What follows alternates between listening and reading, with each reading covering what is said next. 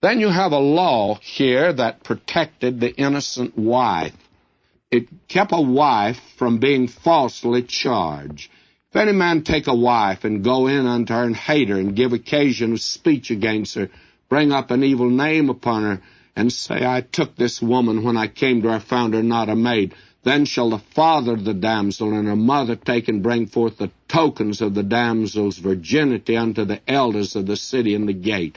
In other words, this was a way to protect a wife from a godless husband, you see.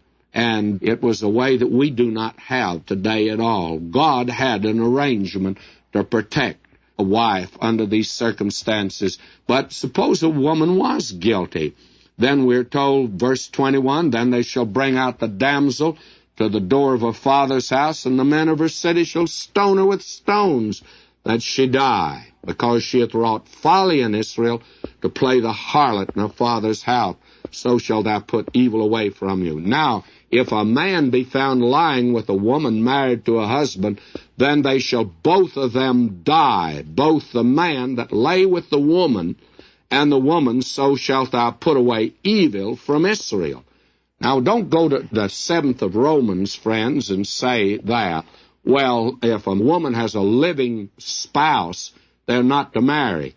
You see, that under the law, they wouldn't be living. The guilty one, whether it was a man or woman, was stoned to death. So under law, they wouldn't have. Now, they don't stone them to death here in Southern California. If they did, we couldn't have freeways because there'd be so many rock piles around where people have been stoned to death that you couldn't even make a freeway. You couldn't drive a car through Southern California. Well, we don't do that today, and therefore don't take the 7th of Romans and attempt to say, well, if a woman has a living husband or a man has a living wife, he's not to marry.